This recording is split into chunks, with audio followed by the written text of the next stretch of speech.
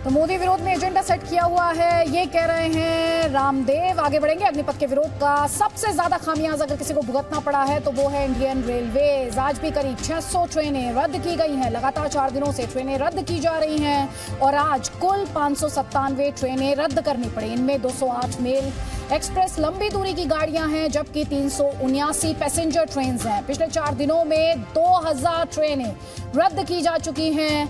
एक passenger train रद्द होने पर नुकसान कितना होता है पता है आपको?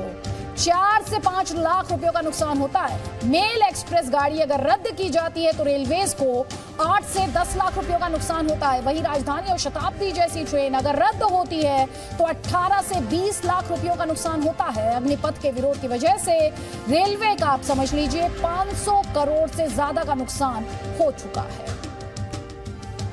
और हम आपको यह भी बताना चाहेंगे कि अग्निपथ योजना के लिए सेना ने नोटिफिकेशन जारी कर दिया है। दिसंबर से अग्निवीरों के पहले बैच की ट्रेनिंग भी शुरू हो जाएगी, लेकिन इस भर्ती योजना का विरोध अब भी जारी है। आज कुछ संगठनों ने इस योजना के विरोध में भारत बंद की अपील की थी। देशहित में हम आपको तस्वीरों के जरिए इस कथित भारत बंद की रिपोर्ट दिखाएंगे ताकि आपको समझ आए कि आज के भारत बंद को देश की आम जनता का कितना समर्थन मिला।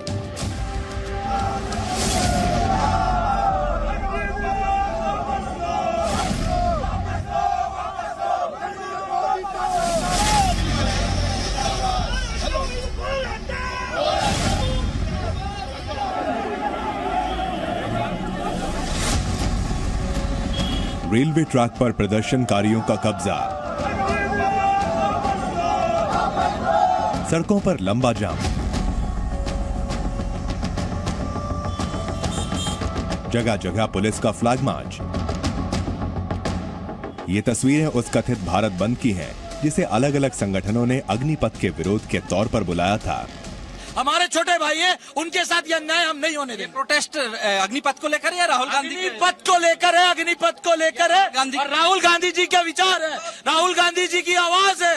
राहुल गांधी जी युवाओं की आवाज बनकर कहते हैं और उन्हीं को उनकी आवाज को बुलंद करने और अग्निपथ का विरोध करने हम यहाँ पर मौजूद हैं। ट्रेन को क्यों रोकेंगे भाई? हमारा आंदोलन था, हमारे कार्यालय बंद कर दिए गए, हमें रास्ते पे नहीं आने दे रहे, कहीं पे भी हम निकल के हमारी आवाज नहीं उठा सकते। हम सत्याग्रह कर रहे थे, उसमें भी हमें रोका गया, परमिशन नहीं दी जा रही थी। हम कैसे हमारी आवाज उठाएंगे? हम लोगों की समस्याओं के लिए उतर रहे, देश के युवाओं के लिए उतर रहे।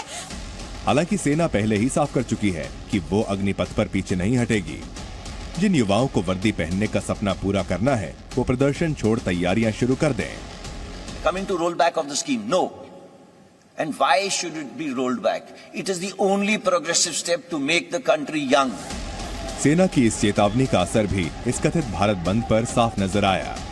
ज्यादातर जगहों पर ये बंद बेअसर ही रहा, लेकिन दिल्ली में जमकर बवाल हुआ। यहाँ छात्रों की जगह कांग्रेस कार्यकर्ता रेलवे ट्रैक पर उतर आए। हम लोग देश के युवाओं के लिए लड़ रहे थे। आप लोग ट्रेन रोक रहे थे, हटाया। जब तक अग्निपथ वापस नहीं होता है पूरे देश में लड़ाई जारी रहेगा। यूथ कांग्रेस के इन कार्यकर्ताओं ने शिवाजी ब्रिज रेलवे स्टेशन के पास रेलवे ट्रैक पर कब्जा कर लिया, जिसकी वजह से करीब 40 मिनट तक ट्रेन रुकी रही। अग्निपथ वापस लो करके हम लोग यहाँ प्रोटेस्ट कर रहे हैं सर। वो गुस्सा नहीं सर, हम लोग युवा हैं, अग्निपथ वापस लेने को यहाँ प्रोटेस्ट कर रहे हैं सर। बाद में पुलिस ने भी सख्ती दिखाई और इन कार्यकर्ताओं को वहाँ से खदेड़ दिया, जबकि कईयों को हिरासत में ले लिया गया। स्टेशन है, यहाँ पर जो कांग्रेसी कार्यकर्ता हैं, यूथ कांग्रेस के कार्यकर्ता, इनको हटाया जा रहा है।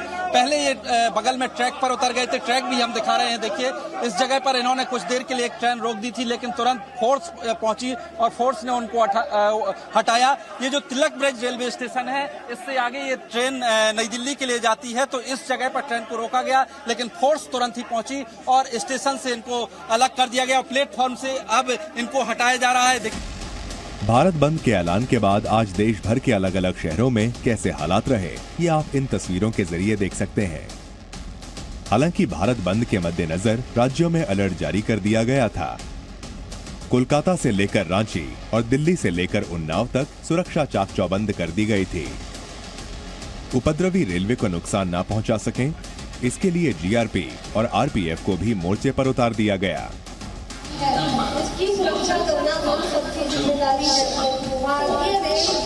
भारत बंद के बीच दिल्ली एनसीआर की सड़कों पर भारी जाम लग गया।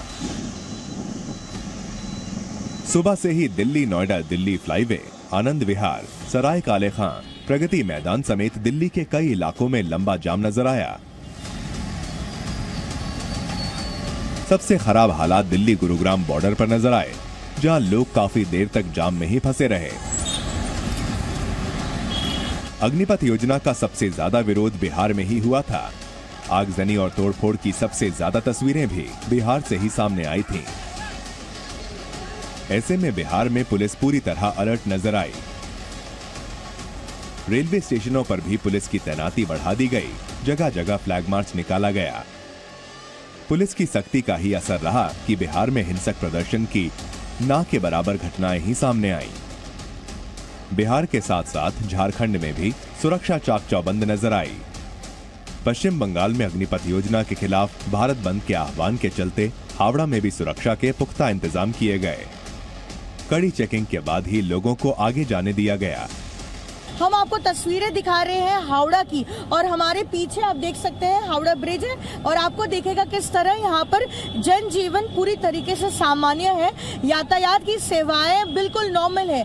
अगर आप देखें तो प्राइवेट बसों के साथ जो है आपको सरकारी बसें भी यहाँ पर दिखेगी। सेना की चेतावनी और पुलिस प्रशासन की सख्ती की वजह से भारत बंद का कोई खास असर नहीं दिखा। ज्यादातर जगहों पर राजनीतिक दलों के कार्यकर्ता ही सड़क पर विरोध प्रदर्शन करते नजर आए। कोलकाता से पूजा मेहता के साथ ब्यूरो रिपोर्ट, जी मीडिया। देशहित में हम आपको अग्निपथ योजना पर भ्रम और तथ्य की ग्राउंड रिपोर्ट दिखाएंगे। विपक्ष के एक बड़े नेता ने कहा कि अग्निवीर के रूप में आरएसएस के कार्ड तैयार किए जाएंगे, तो दूसरे नेता ने कहा कि बीजेपी के कार्ड तैयार किए जाएंगे। वहीं बीजेपी के एक बड़े नेता ने अग्निवीरों को बीजेपी दफ्तर में सिक्योरिटी गार्ड की नौकरी तक ऑफर कर दी।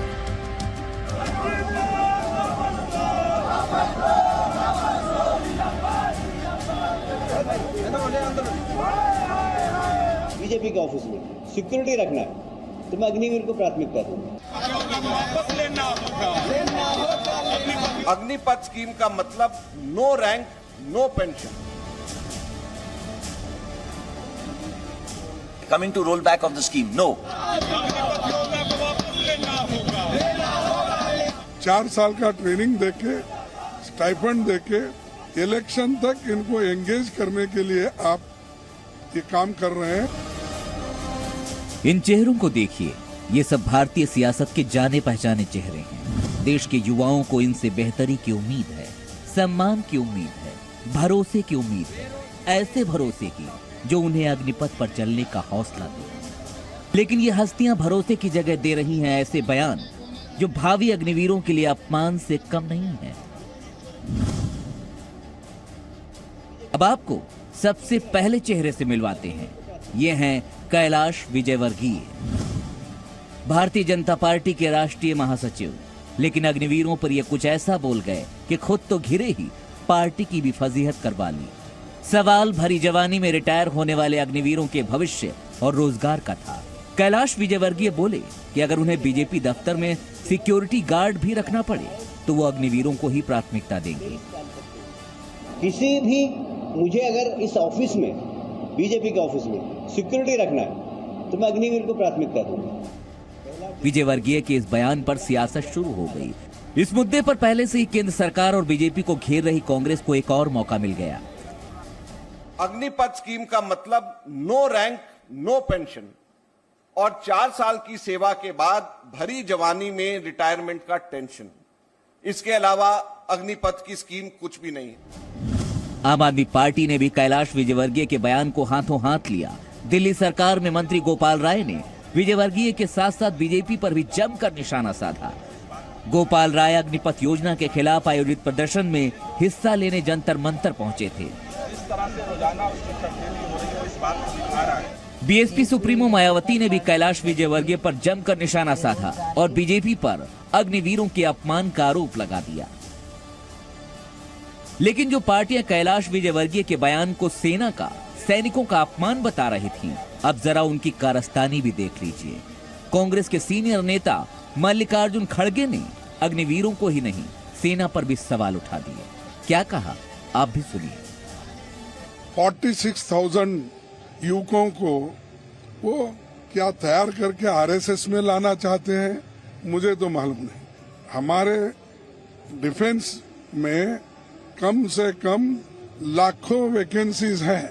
आप सिर्फ 4 साल का ट्रेनिंग देके, स्टाइपेंड देके, इलेक्शन तक इनको एंगेज करने के लिए आप ये काम कर रहे हैं।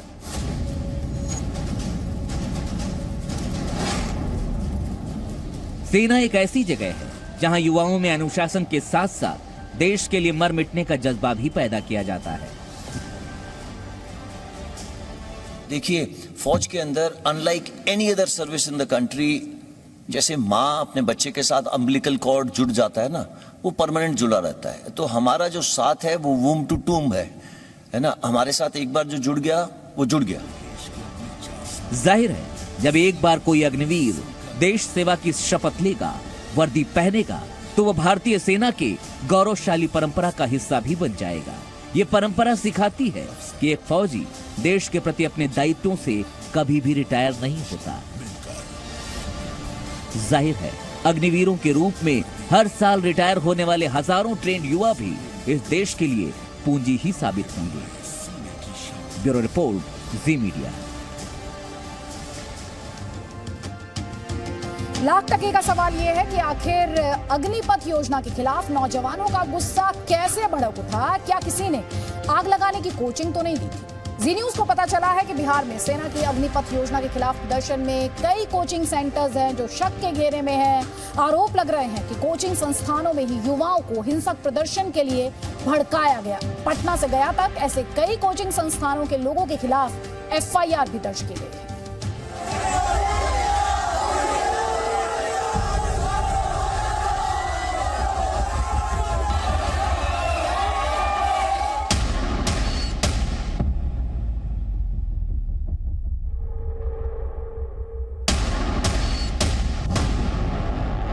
हम लोगों को 6 कोचिंग संस्थानों की भूमिका इसमें पाई गई है।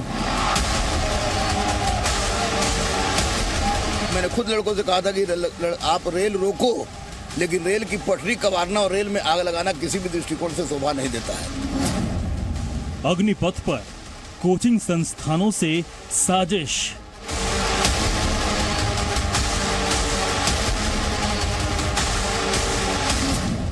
कोचिंग संस्थानों ने उपद्रव के लिए उकसाया।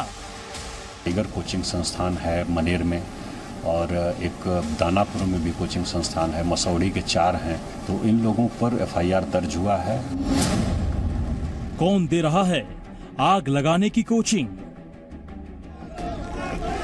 बिहार में सेना की अग्निपथ भर्ती योजना के खिलाफ आग भड़काने में कई कोचिंग संस्थानों की भूमिका संदेह के घेरे में है। कहा जा रहा है कि पटना से लेकर गया तक कोचिंग संस्थानों ने ही छात्रों को भड़काकर उपद्रवी भीड़ में शामिल किया, और इसी भीड़ ने सड़कों से लेकर रेलवे स्टेशनों तक तोड़फोड़ मचाई।